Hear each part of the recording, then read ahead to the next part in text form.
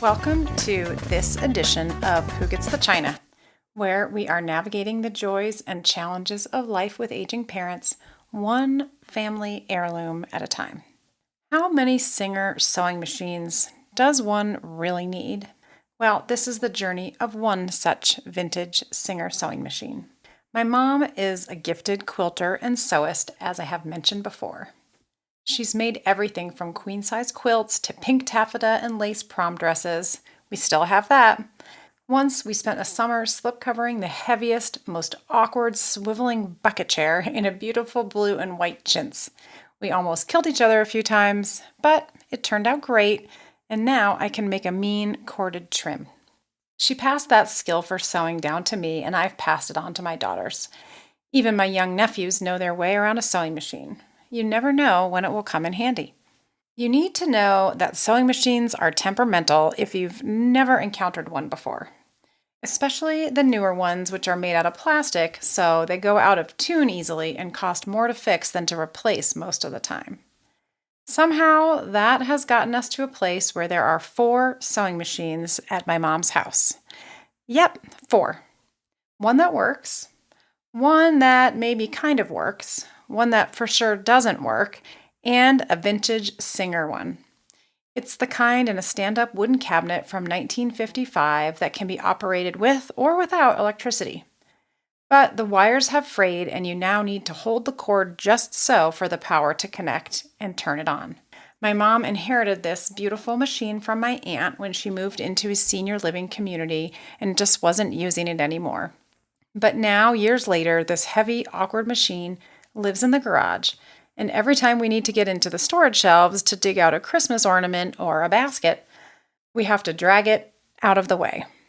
At least 30 or 35 pounds, this thing is no easy feat to move around. It hasn't been used in ages. I have no idea when the last time anyone might have attempted it was, and it needs rewiring and an overhaul to make it sew smoothly and work like it did back in the day. But it was handed down from family, and there is an emotional attachment. It also represents the hope that, well, one day I'll refurbish it and I'll use it.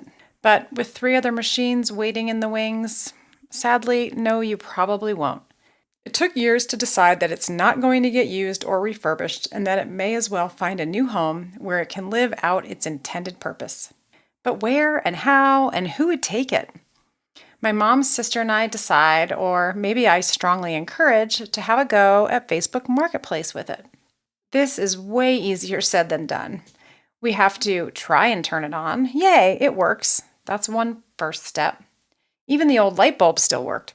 I researched what model it is, how old it is, how much it might be worth, assess its condition, etc. I learned a lot of useless knowledge, like you can put the serial number into Google and find out where your model was made, kind of like a Cabbage Patch doll. Ours comes from New Jersey. Then you have to take photos, videos, craft your listing, monitor the responses, or the crickets as the case may be. I became obsessed with the messenger pings and the Facebook group for vintage Singer sewing machines.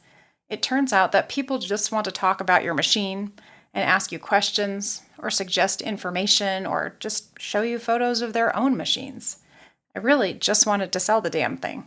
After several days, a possibly legit buyer reaches out and he wants to buy it for his girlfriend, who doesn't sew. This is a huge red flag to us, and especially my mom, who thinks it's crazy to buy a vintage machine for someone who doesn't even sew.